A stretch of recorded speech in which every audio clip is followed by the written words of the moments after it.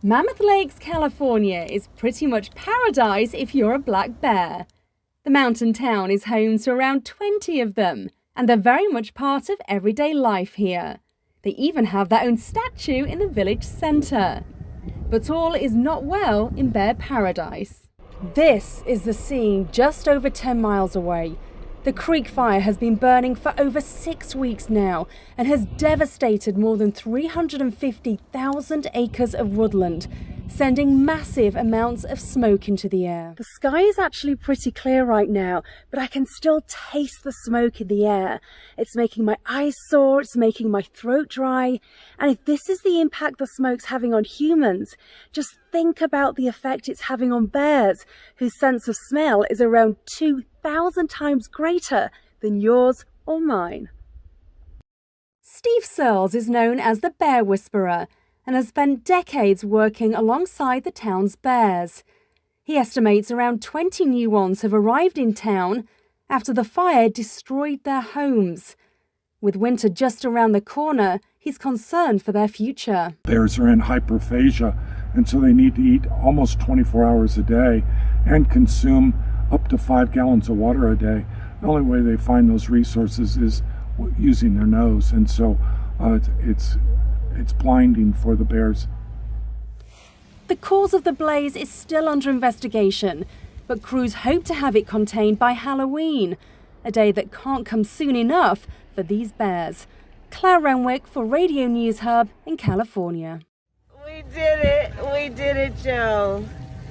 You're gonna be the next president of the United States. Kamala Harris will make history when the girl from Oakland, California becomes the next vice president of the United States. If you come from the UK, you're probably wondering, what's the big deal? We've already had 2 female prime ministers. Well, here in the US, Kamala Harris will be the first woman ever to occupy such a position. And the fact that she's a woman of color makes it even more historic. And when our very democracy was on the ballot in this election, with the very soul of America at stake and the world watching, you ushered in a new day for America. Darling Griffin Willis also grew up in Oakland and has met Kamala Harris numerous times. She's also part of the same university society, Alpha Kappa Alpha. I am so proud, not only to be a member of Alpha Kappa Alpha sorority, but to be a woman of color, to be a Black woman, to be from Oakland, just the things that we have in common. And I love when she said, I might be the first woman, but I will not be the last. And you delivered a clear message. You chose hope and unity, decency, science, and yes, truth. Heidi Moretz went to Hastings Law School with Kamala Harris and remembers her star quality even back then. She was definitely a presence there. You know, you knew that she was involved, cared about her community, was an activist. But people like that tend to stand out, and she certainly did. The former Attorney General for California is the daughter of Jamaican and Indian immigrants, making her the first Black and South Asian person to be given this role. And she was heavily influenced by her scientist mum, who moved to America from India as a teenager. When she came here from India at the age of 19, she maybe didn't quite imagine this moment.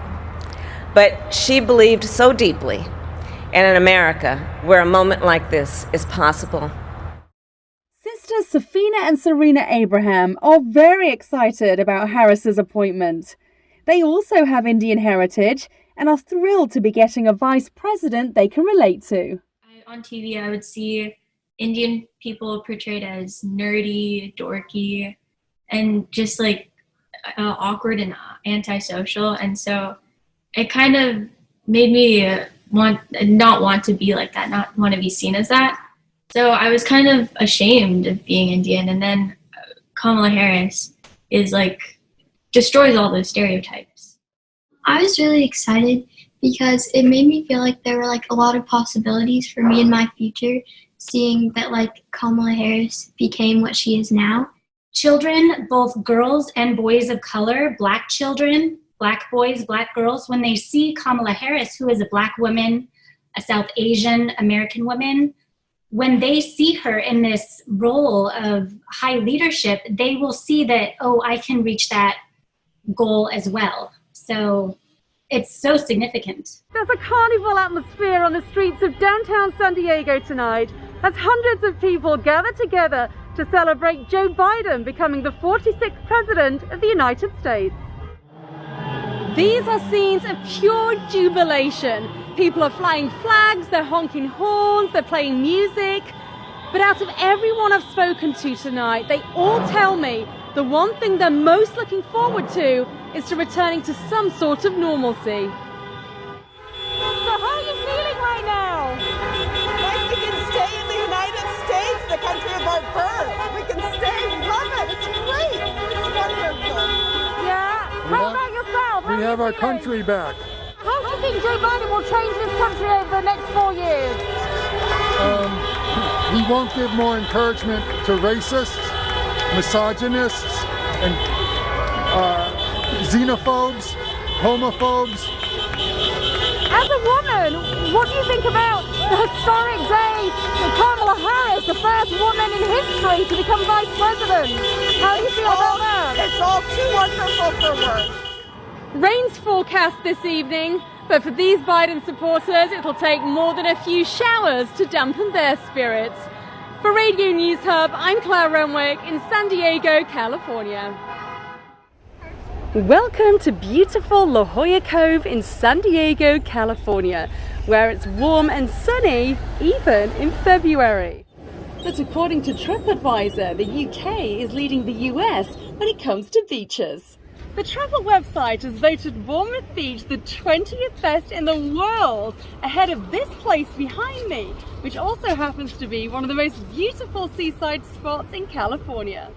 But what do people here think about their sun-drenched stretch of sand being pipped to the post by a beach in rainy old England? Does it surprise you to learn that a beach in England has been voted the 20th best in the world ahead of this one that you're standing on right now? I didn't know England even had beaches. Do you think a beach in England would be as good as this one, or is this one better? I'm not really sure, but I think they're both good. I think this one's probably better. And you know, in England, I know there are plenty of gorgeous beaches, but it's hard to beat this one here. They don't call it sunny San Diego for Yeah, no I was reason. gonna say that. For BBC Radio Solent, I'm Claire Renwick in San Diego, California. The new school year's in full swing at UC San Diego, but for some students, studying isn't their only concern. Being able to afford to eat's also a big worry. Nathaniel Badii knows just what it's like to skip meals and wants to help others who are facing similar situations. The senior undergraduate runs Andy's Pantry, which is an on-campus digital food bank where struggling students can get free meals online. Nathaniel even delivers the food, making the whole experience convenient, accessible, and most importantly, stigma-free. Even your week, you know, if you have like one bad day where you're falling behind in work, or your work isn't as good as it should be because you're worried about food, or you're just not performing to that level. I mean, when you're in a competitive environment like this, I think it can really start to hurt you psychologically. According to a report by the University of California, over 40% of students who took part in a survey said there were times when they couldn't afford to eat. Dr. Cheryl Anderson's a professor at UCSD and is also the founder of Andy's Pantry. When you're not nourished, you're not going to be able to learn. And so when we have students who don't have places to live, don't have means by which they can eat nourishing and healthful foods, the expectation that they're going to even show up is one that we can't necessarily have. And furthermore, when they are there, if they're not nourished, they're not going to be attentive, and they're not going to be able to learn to their best potential. Across campus, and Jamie Quack's also doing her bit to tackle college hunger. She's launched the Little Food Pantry, which is a discreet store where students can access supplies day and night. So for any student who didn't want to identify that they're going through the struggle of food insecurity, we wanted to make sure that they felt protected and safe at our food pantry, that they could access it without having to share with the whole world that they're going to a food pantry. They can stop by in between classes or in the middle of the night if they really didn't want to identify that issue. Back at Andy's pantry, and Nathaniel's getting ready to deliver another load of food across campus, meaning more students can focus on getting their degrees and not on where their next meal's coming from. Meet 10-year-old Gavin from San Diego, California. Like most kids his age, Gavin loves to build Lego and hang out with his pet guinea pig, Buddy. But unlike most children his age, Gavin suffers from a rare genetic disease, as well as type 1 diabetes, which means he needs daily treatments and regular trips to hospital. There's no national healthcare service here like there is in the UK, so Gavin's conditions are currently covered by the Affordable Care Act, or Obamacare as it's sometimes known, which provides low-cost insurance options to people who earn under a certain amount of money each year. But that could soon change. The Trump administration wants to scrap the Affordable Care Act, which could leave over 50 million people with pre-existing conditions, including COVID-19, cancer and diabetes, without insurance. It's an incredible amount of stress. Personally, I think your marriage, relationships, sleeping, I think, even my health, it's at the bottom of the list now. Because my worry is my son, and aside from the full-time job and all of that, my worry is my son, and there isn't anything I would do to keep him alive. So all parents who have children are stressed, and then parents who have children with special needs, it's at a different level.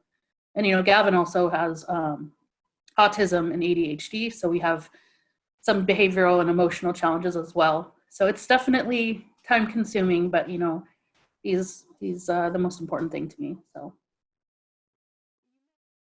San Diego is known as America's finest city, but just a few miles away, and another mum is losing sleep over her child's health coverage too. Diana Mauer, who's originally from Hampshire, is considering moving back to the UK if she can't get insurance to cover her 12-year-old son's frequent and very expensive operations. From birth, I pretty much knew within 24 hours that we were facing 2 surgeries at 6 months and a year old. And then he got really sick, and at 18 months had another surgery. And then at 8 years old had a 4th surgery and just had another surgery last year. And for just example, one of those surgeries without health insurance cost $138,000, which is unimaginable, obviously, to us coming from having grown up with the national health insurance, which is amazing, by the way.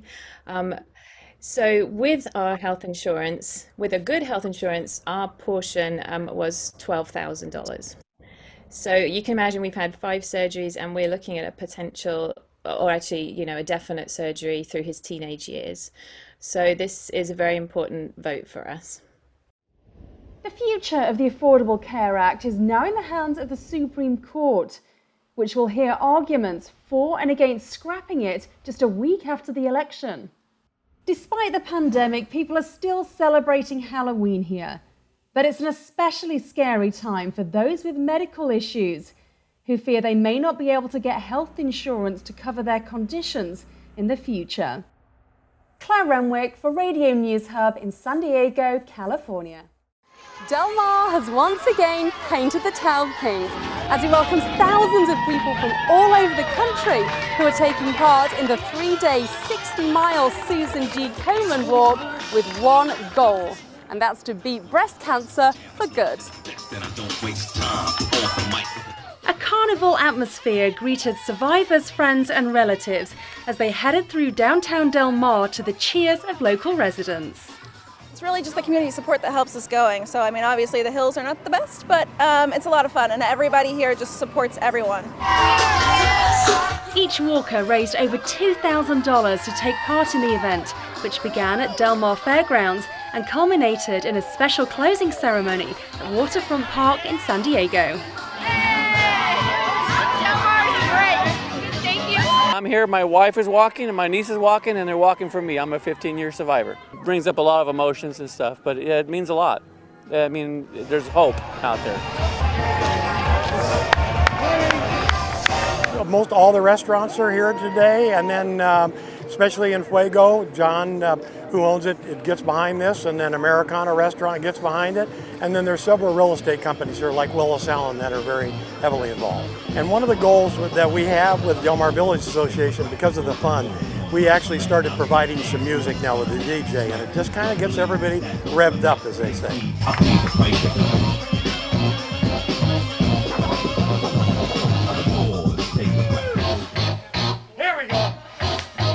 Everyone taking part had their own very personal reason for being there. Some were still in the throes of chemo, others were celebrating being cancer-free, while for some, taking part in the 60-mile walk was a way to remember those who are no longer with us. Do you see a picture in the back of me of my wife? I'm walking right now in honor of my wife that passed away a year ago last August. She's looking down over us right now. Before she passed away, she said, "You're going to grieve, but get over it. I'll be watching over you."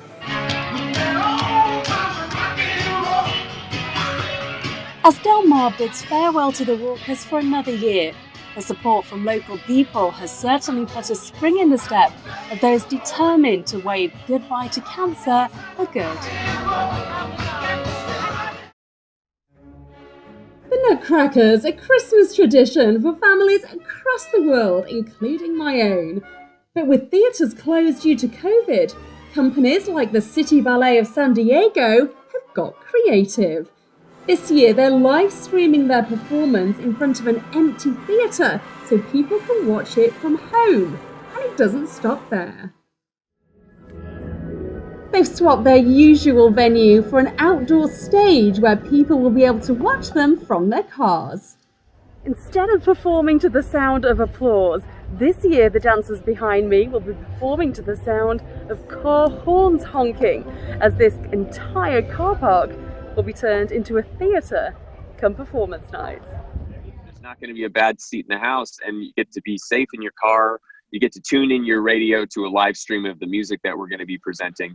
I just think that the technology and the art form has kind of crescendoed here, and we're going to be experiencing something, or everybody that's coming is going to be experiencing something truly interesting. The dancers have had to get used to practicing in masks, something they say has been a real challenge. They've also had weekly COVID tests. Small sacrifice though, if it means they get to perform. We're all just so grateful to be here, and with these circumstances that we'll put up with whatever we have to put up with, if that's a mask, if that's a beanie, if that's like 3 layers of pants, if that's, whatever. So it's difficult, but not for 1 second would I rather be not doing this. Despite all the challenges they faced in 2020, the show must go on for the dancers at the City Ballet. As President Ford's granddaughter, Heather, what upset you the most about the scenes at the Capitol? So as I was watching it unfold from my home, I was, seeing the crowds building and the protests and the things like that. Heather, what would your grandpa have made to President Trump's conduct, both after the election, in the run-up to the riot, and also since the riot? I thought about this a lot because my grandfather's presidency obviously wasn't easy. Your grandpa famously pardoned Richard Nixon following his resignation and subsequent impeachment. What do you think he would do with President Trump? It's a good question. Hi, and welcome to this episode of Someone You Should Meet. Today, my guests are going to be chatting with me about a subject that's very close to my heart, maternal nerve injury. Can I first of all start with you, Paula, and can you tell me about your story? Sure. When I had my son 16 years ago, and when I was done with labor, I had trouble walking and my legs were still numb. They didn't really know what was going on at all. So Paula, take me back to that day. So you went into the hospital. I mean, were you in good health prior to going into the hospital to have your son? Yes, no major issues during labor. What feelings, what emotions were going through your head when you realized that you didn't have use of your, lower body? Yeah, it was beyond scary. Hi, and welcome to Someone You Should Meet. Today we're in the Big Smoke. Yes, we're in London to speak with a true legend of the fashion industry, Dame Zandra Rhodes. How do you manage to reinvent yourself over and over and over? Because, you've been in this industry now over 50 years, haven't you? I know, that's why suddenly being locked up here in my penthouse, it's made me really think that I've got to catalogue everything. And of course, Princess Diana, your work with her really kind of put you on the map, didn't it? What did you think to her? She was actually very shy. And then what used to happen, she'd probably come in, look at the clothes, and then I'd go round to the palace by special appointment and fit her, for that. Wow, what was that like, going to the palace? I'd drive there in my funny old car and go and fit her, which was quite fun. Oh, and of course, you've been made a dame. So what was that like, being recognised in such a fabulous way for your contribution to the fashion and textile world? Well, that's a great honour, and it's quite wonderful. And my sister loved coming to that with me, you know what I mean? I've got to ask, how are you maintaining your fabulous hair right now? Because, mine's not looking great. My colour's really dull because we can't get to a blooming hairdresser. Like, how is your hair looking so good right now? Believe it or not, my hairdresser's in Del Mar. How important are your friends to you right now, particularly because you're living on your own? Oh, I think my friends mean everything to me. Yeah, and now you're a whiz at Zoom, so you can certainly use Zoom to stay in touch with your friends.